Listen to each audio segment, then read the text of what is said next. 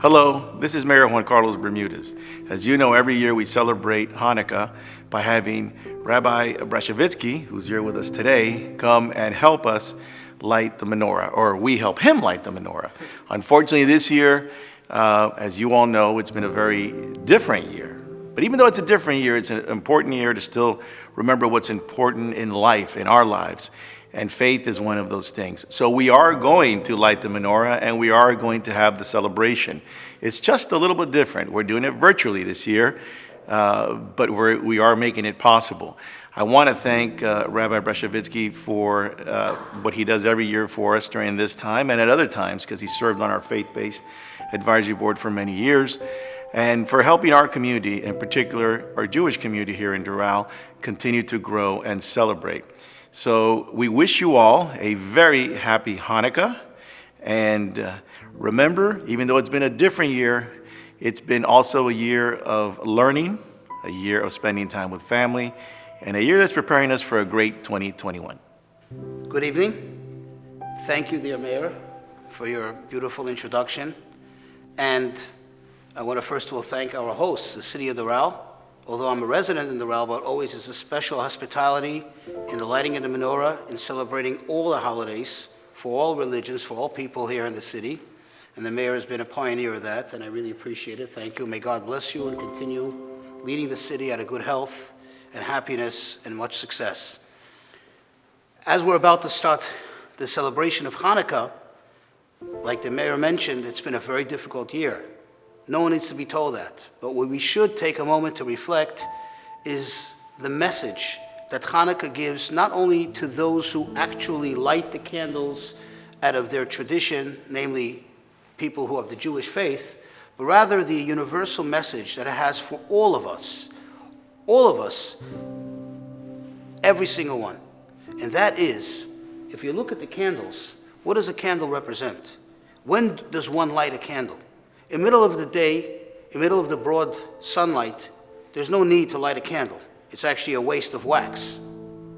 Rather, at night, when darkness starts to set in, that's when you light a candle. That's when you add light. And notice the beauty of the power of that candle. That even though the light, the darkness, is so tremendous, it's so great, it fills the entire space, yet the candlelight, which is just a little flicker, a little flame, could push away so much darkness.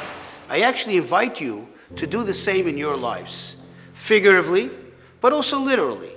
Typically, at the celebration that the mayor mentioned, when we're all together outside of City Hall, lighting that menorah, I always ask the people, we pass around candles, and everybody lights a candle to symbolize that, pushing away the darkness and celebrating the light that we all have. Each one in our own way contributes that light to the world. So I ask you, in the name of unity, in the name and the power of celebration, let's all do this together. While you're watching this video, of course in a safe manner, don't give candles to little children without supervision, but each of you, find a little candle and light a candle. And hold that candle, think about the spirit that's in you, the power that you have to bring light to the world. Light doesn't have any restrictions. Light can come in many different forms. It doesn't have to, in a candle, it's only with fire. But in your life, it could be maybe by reaching out to a neighbor, by helping somebody who's isolated, especially during these times, and alone, even by picking up the phone. I can tell you from my own experience, I never really appreciated so much the power of a simple text, even if it's a broadcast text to many different people. And I tried to do it over, of course, the last several months where we've been all in isolation. And people who don't have that many family members, or perhaps they're home alone, and being home alone for 1 month, for 2 months, for 3 months, could have a tremendous impact on their mental well-being. But to receive a text message saying, hey, I'm just thinking about you, how are you? I never really understood and appreciated how much that can mean for people. The feedback that I have received told me exactly what I'm telling you now, that one little light, one little candle can add so much light and push away so much darkness. Did I change the reality for them in terms of the COVID was over for them? No, but it brought them happiness, knowing that someone's thinking about them. Someone took the moment So I want to ask you, in the spirit of the celebration of the holidays, of Hanukkah. Bring light into the world. Think of someone that you can touch their lives and light the candle of them. I just want to take a moment to go through the customs of Hanukkah before we actually light the menorah. And what you see over here is 8 candles plus 1. And the reason why I say 8 plus 1 is because you see 8 all on the same level. This one over here is standing taller above the others. This one right here is called the Shamash. The Shamash in English would be translated the servant, because this candle is used to light the other candles, and then it's placed up above here, perching above the others, serving as the, so to speak, leader, as the servant of all the other ones. And I always say, and I say this affectionately, this represents the mayor, and I always honor the mayor with lighting our Shamash, as he stands above us, not in ego, but in service. And he's always there, ready, available, and because of him, the city functions as well as it does. And this is what this represents. Now, in terms of lighting the candles, and I want to mention, you do not have to have an actual menorah. Okay, this is called a menorah. Okay, this candelabra is called a Hanukkah menorah. But you don't have to have one. You can actually just take your own candles on a safe place, in a safe area, maybe in a foil pan or something, and just, melt the wax a little bit and stick them down and light the candles. If you're going to celebrate Hanukkah and you don't have an actual menorah, that's fine, as long as you put them in formation. The way we do it is, and I'm going to take out the candles and show you, when setting up the menorah, we set it up from right to left. Okay, so say the first night, obviously you only have one candle. The second night you would put in the first candle and then the second one. However, and then continuing that way, the third night you would put in the third one. However, when lighting the candles, we always start with the new face. We always start with the new candle.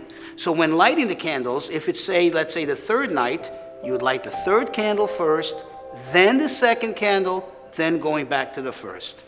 Okay, so that is how we light the candles in terms of Hanukkah candles. We begin Hanukkah Thursday night, that's Thursday, December 10th, for 8 consecutive days.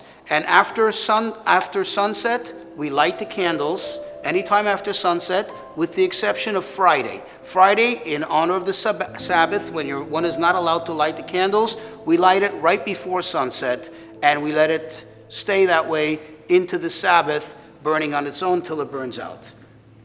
Another custom that we have on Hanukkah, I think this is one of the most delicious customs of Hanukkah, we eat oily foods, okay? I am not vouching for the health of it, so that you're going to have to take up with your doctor or nutritionist. But once a year it's okay, you can cheat a little bit. This is the traditional donuts. In Israel, traditionally, people eat donuts. They're called sufganiyot, as they are made in, deep fried in oil. Others have customs. Eastern European Jews eat fried potato pancakes. They call them the potato latkes. And others have other customs. But the point of it is, since the miracle in the Holy Temple, which is the reason for the celebration of Hanukkah, the miracle took place with the oil. In short, the Assyrian Greeks, they were then the ones who, with the dominating force, they controlled the land of Israel, the Holy Land. And the temple, this is in the era of the Second Temple, and they unfortunately tried to pressure the Jews into changing their ways. In other words, they oppressed their religion, and they did not allow them to do and behave and practice according to their own ritual dictate, according to the dictates of the Torah. And they wanted to impose on them their own views, their own culture. And in doing so, they came into the Holy Temple and they ritually contaminated the oil for the menorah, for the candelabra, the sacrifices, and so on. When the Maccabees stood up against them, and although they were a small group of fighters, or I should even say very non-fighters. They were actually scholars, they were priests, they really had no experience in fighting. They weren't even trained soldiers, but they were determined to take back their religion. They were determined to take back their way and their land. They stood up and miraculously they were able to overpower the great mighty army. And in doing so, when they came into the Holy Temple and they cleared out all the idols and all the defacement that the Greeks imposed upon them, they found that there was no oil that was ritually pure and ready available to light the menorah. And in searching and searching and searching, finally, miraculously, they found one jug that was untouched. But that would have only lasted for one day. But miraculously, it lasted for 8 days. The time that it took them to produce new oil from the olives, from the presses, with the technology that was available in those days. And that's the reason why we celebrate the 8 days of Hanukkah, and thus the customs of eating foods that are tied in with oil. Now, another thing is you typically find the Hanukkah gelt. Gelt is Yiddish for money. I believe it's the same thing in German, if I'm not mistaken. And typically on Hanukkah, we give the children or one another gifts of money. Other people substitute it for actual gifts. But this also, I guess it kind of evolved into these chocolate coins that are in the form of money. And, you know, traditionally people will always have these on the Hanukkah table. And, of course, another beautiful tradition that we have is the playing of the Dreidel. Dreidel means a top, a spinning top. Okay, Dreidel is actually in Yiddish. In Yiddish, to dreh means to spin, to go around. And here's a larger Dreidel. It actually has 4 letters. Okay, I'm turning it in the actual order. Nun. Nun is the Hebrew letter, like an N in English. Gimel, which would be like a G in English. A Hey, which would be like an H in English. And a Shin, which would be like an SH in English. And these stand for the 4 words, Nes Gadol Haya Sham. A great miracle took place there. Now, typically it's played, there's all kinds of games, and, you know, people make up their own rules or could make up their own rules depending on, you know, what game they're playing. But typically it's considered that the Gimel, which means Gadol, which means large, which means great, is like the winning, you know, if you spin it and it falls on the Gimel, that's the winning number.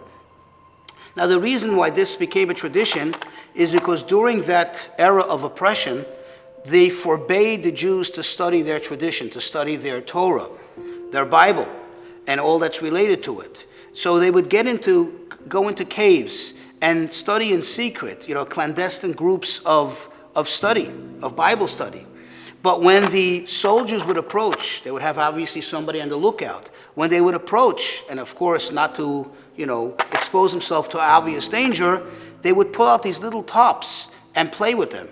Okay, they didn't have tablets in those days, so they couldn't just play, you know, Mario Brothers or anything like that. So they used these primitive things. But for that era, I guess it was the most advanced they had, these little tops. Obviously, it didn't have the same letters as these. It was a different game. But this is where this tradition actually stems from.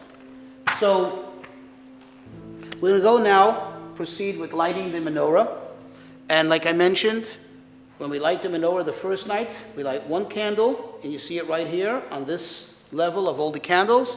And then we have the Shamash, the servant candle, which protrudes above. I'm going to ask the mayor, I'm going to step away, ask the mayor to light the first Shamash, and may that serve as a blessing for him, for our city, to continue spreading the light. As we know, our city has been very instrumental in spreading the light, of being a leading force in an example of what a good city is supposed to look like. Light it with this hand, right? There you go.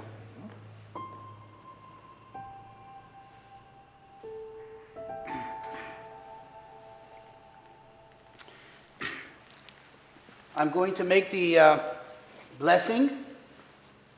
Baruch atah Adonai Elokeinu melech haolam asher kiddushanu b'mitzvosav v'tzivanu lehadlik ner Chanukah.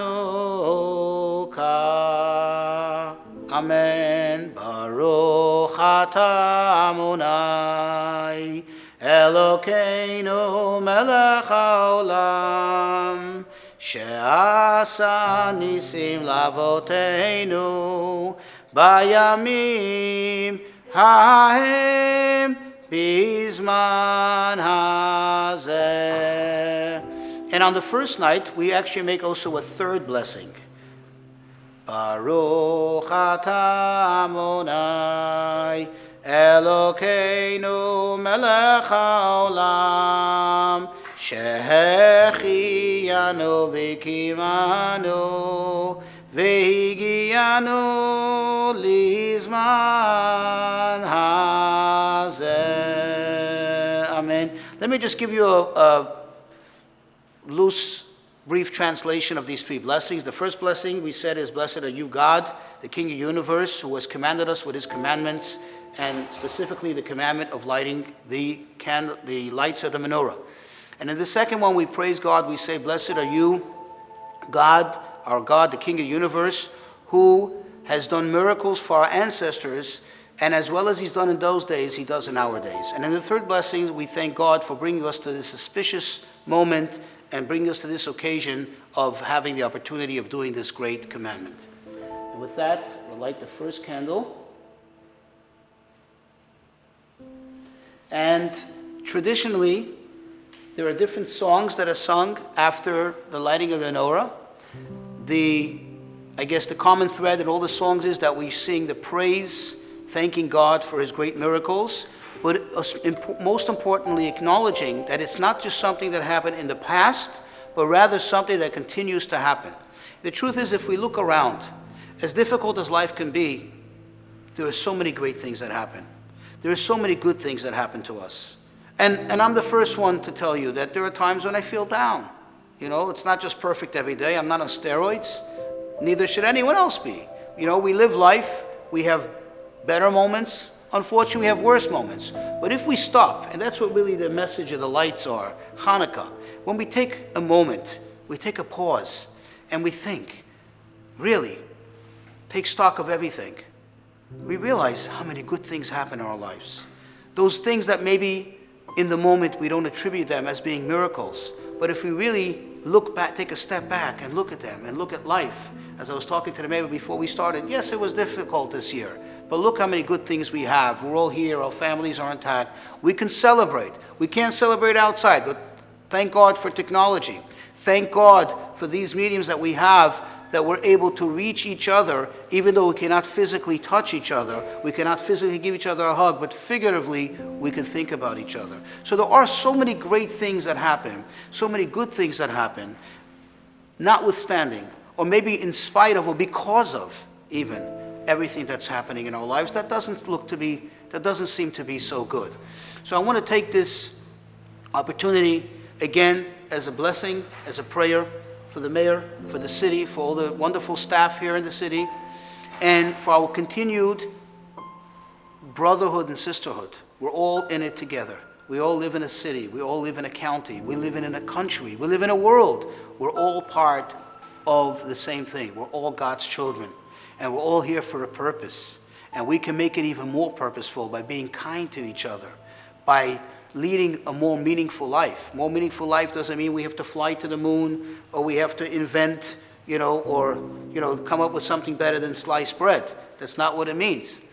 It means being the best person that we can be, being the best candle that we can be. Just bring light to your neighbors, to your family, to your associates at work, to the people in the supermarket, even to a stranger. You go into the supermarket, how much does it really cost to smile? My kid told me the other day, he says, she learned something in school. Smiling is for free. She's only 5 years old. And I said, you're right. You're right. She doesn't even have the concept of money, but she knows that smiling is for free. And that's so true.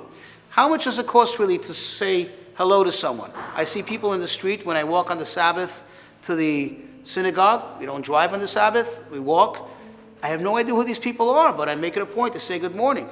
And I have to be honest with you.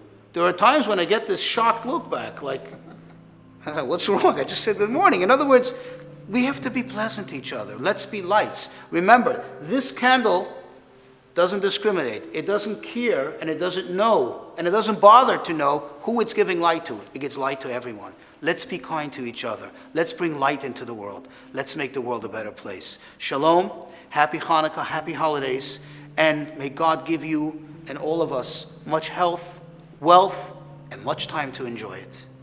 Shalom.